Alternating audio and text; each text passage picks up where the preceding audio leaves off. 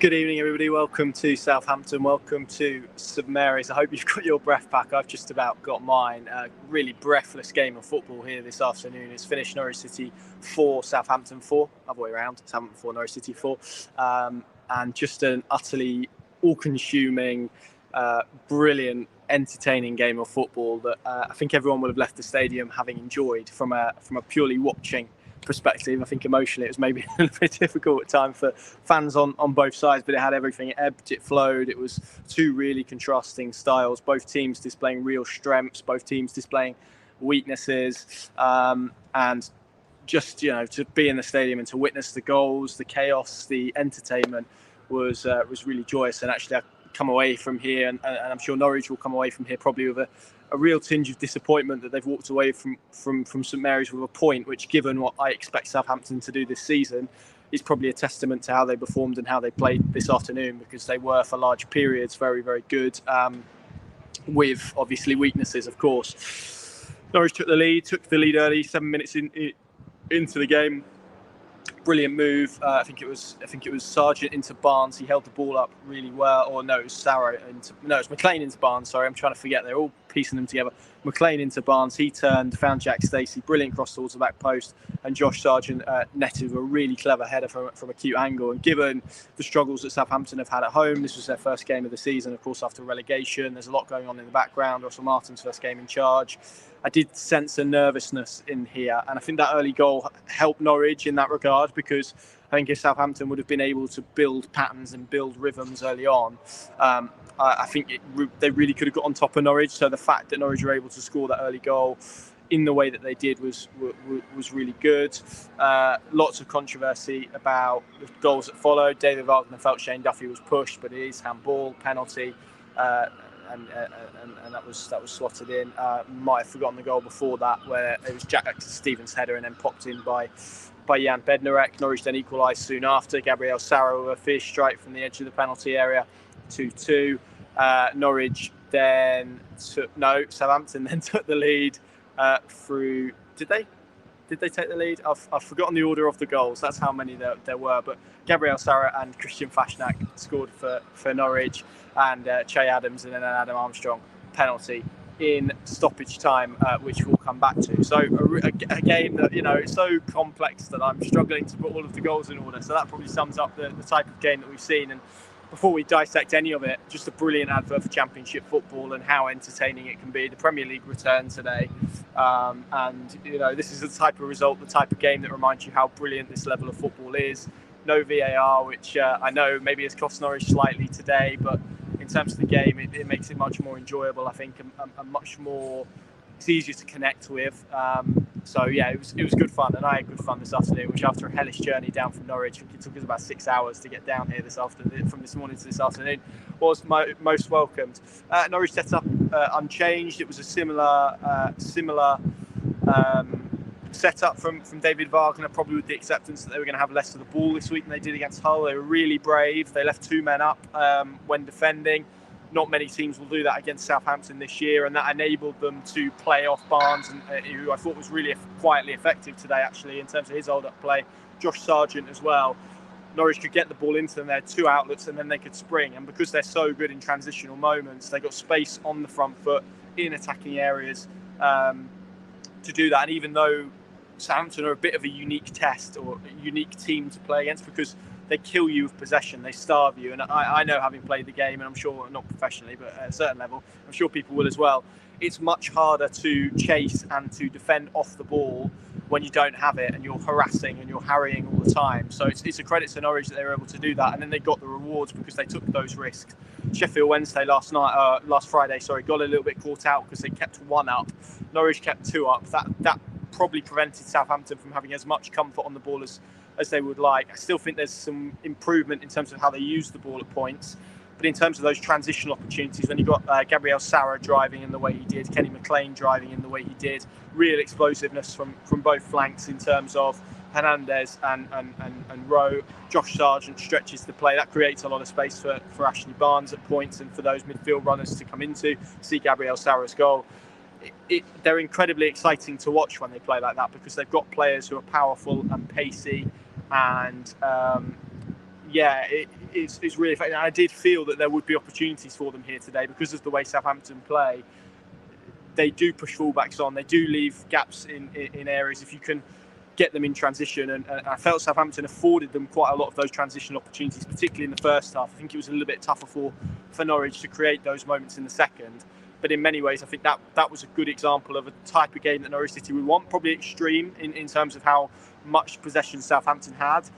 And this is going to be bizarre because they conceded 4 goals. But I felt in terms of how they defended their box, pretty good. Overall, pretty good. I know there was obviously... They've scored from a penalty, or 2 penalties they've scored from, both of which I think you could argue were soft. Che Adams' goal, which again is positionally not great. And then obviously the set piece, which they don't react quick enough to Gunn's rebound. But certainly in open play, they defended pretty well in their box. I do think there were some real questionable moments in terms of positioning. Nunes got caught out, Duffy got caught out, Gibson got caught out, Stacey got caught out. But those were kind of individual moments. It wasn't like the shape was an issue. It was more individuals making the wrong decision. And again, it was interesting at times because Norwich went to engage with Southampton with a higher block and to try and disrupt the stem of it. And that's what we didn't see Sheffield Wednesday do last week. But equally, I thought they were pretty good when they had to go into that mid to low block at points as well. And the spaces between the lines were okay at points, but I did feel they were a little bit stretched in those areas too. So, some positives there, some real frustration there as well. I think we'll talk about the penalty decision, which has obviously come down this end, just about there. Inside the box, though. Keep going. There we go, about there. And Carl Walker-Peters glides into the area and just kind of holds, and Nunes comes running in. I've seen a replay now. There is contact, but I mean, Carl Walker-Peters has kind of lent into him. He's anticipating that contact. I think from Nunes, his arm's up here, makes contact with the back of his head. I can understand why the referee has given it, and I think if he hadn't have given it, you'd have got Russell Martin in Southampton moaning, and I think if he did give it, you'd have Norwich moaning. So it's one of those sort of split decisions. Norwich were on the receiving end of one last week when Jack Stacey's cross looked to have gone out of play. They're not on the right end of it this week. That's the way that it works at this level, particularly when you don't have VAR. We can't moan about the referees incessantly at this level because there's no VAR, and then moan when there is VAR. So I prefer this purer version. I'll accept a decision like that if it over the course of the season it's kind of it continues in that way, and we continue to see those decisions. So. Yeah, I think it's a soft penalty, and I think soft is probably the best word to describe it. I think it's probably a foul anywhere else on the pitch, if I'm honest, even though I know a lot of Norwich fans feel hard done by, and I think probably Norwich players feel hard done by as well, and I totally understand that argument too.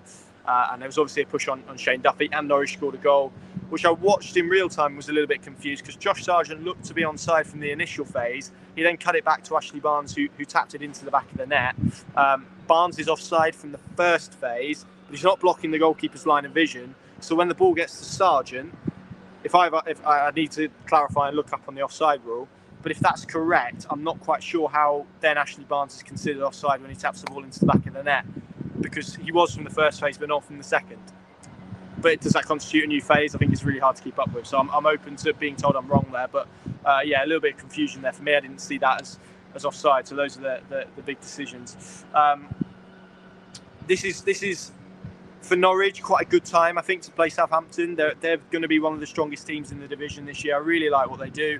Norwich are actually quite clever in terms of trying to funnel them inside. I think a lot of the joy that we saw them have at Hillsborough last Friday night was rotations and cute sort of triangles and spells of possession in wide areas. Norwich restricted that quite well and tried to funnel them down the middle. That gave Alcaraz, for instance, who was really busy this afternoon, brilliant player. They signed him in January for a lot of money. It gave him a lot of freedom, and that is kind of the byproduct of what they were trying to do. But in terms of restricting wide areas, it worked pretty well. As I said, they had that explosiveness going forward that was good to see at points as well. And I think what we'll see this year is Norwich be one of the strongest teams in transition, which is why a game like today, when it's so fraught and so frantic and there's opportunities and spaces to attack into, they will be better because they are better at attacking those spaces than what we saw last week when they're trying to break down a low block. I actually think probably over the course of the season, we'll see Norwich have a better away record than we will at Carrow Road. and it's probably about how you can manage those. But let's see how that develops, because they're not going to get many tougher tests than that. But there's so much uncertainty at this football club. Players who want to go. James Ward-Prowse is going. There's going to be a lot of change. They were close to signing Max Aarons by all accounts. So I think this probably isn't Southampton in their truest form under Russell Martin. And he kind of said post-match, they're working to, if that's utopia, they're a few steps back from that. And we saw that at points just in terms of how they didn't stop the transitional moments in the first half, about certain decisions in possession, certain movements that weren't made that perhaps should have been made from their perspective. It wasn't, say, the same slickness that we saw from the Russell Martin Swansea team in May, although I think Norwich posed a much better challenge. But what I will say is Norwich have competed with a very good football team here today. And for me, based off 2 games, which is a ludicrous thing to do, but I have to come out here and say something. So based off 2 games so far, I am really impressed with Norwich. I don't think supporters can be too upset with their application, with what they're trying to do. They're brave on the ball. They do some really interesting stuff off it.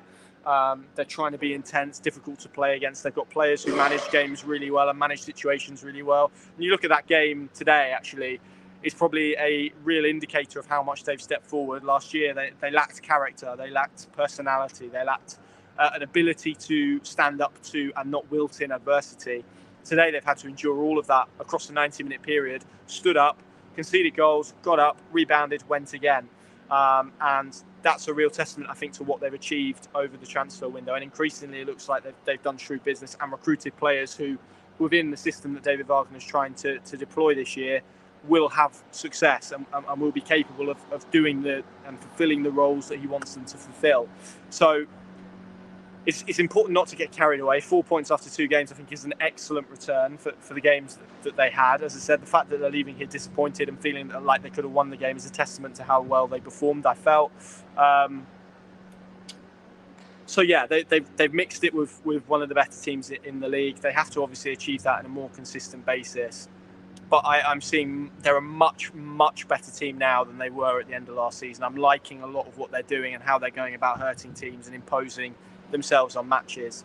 And again, saw that today. And I think if they can continue to do that and continue to build, the interesting bit for me that I want to see is how they respond when teams kind of work out what that game plan is and how they want to play. But they're so strong in transition. They're so exciting to watch when there's space, and they create overloads really well and they spring really well. And that is very, very good to watch. Really good entertainment to watch, but also really effective and really can hurt teams, as we saw here today.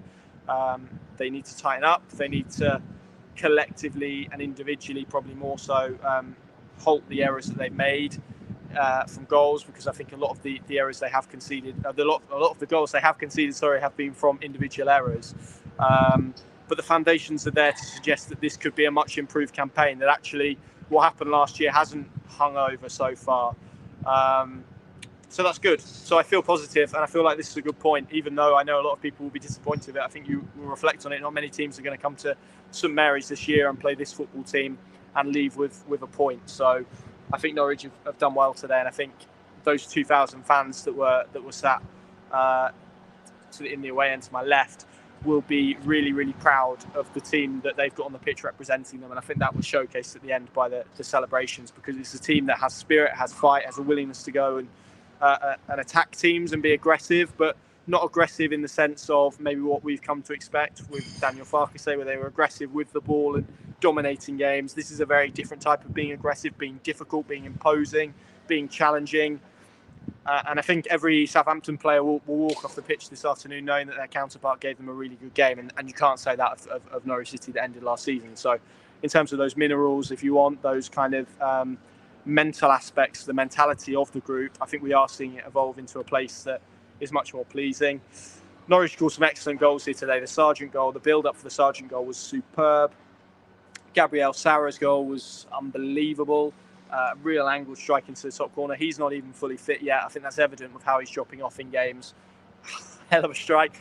You can save those now, Gabby, until the transfer window closes, though. Fashnak's at the end again. Really good counter-attacking move. Manning makes a real error, but it's a clinical finish. comes to him so quickly, and to be able to open your body up and finish like that was superb. So I leave here feeling positive about Norwich City, and I hope fans will as well. So there we go. We've obviously got a Carabao Cup game against QPR on Wednesday night. We're going to be there. It's going to be great fun, and obviously the winner is playing for a nice midweek away trip to Bristol City, so that's good. Plenty more analysis and reaction over on our sites from David Wagner, from Russell Martin. Love some from Kenny McLean as well, and plenty more to come tomorrow as well. 2 games, 4 points, 8 goals. Madness. Thank you very much for watching. Leave comments down below. Let me know what you thought of the game, and we will see you at Loftus Road on Wednesday. See you soon.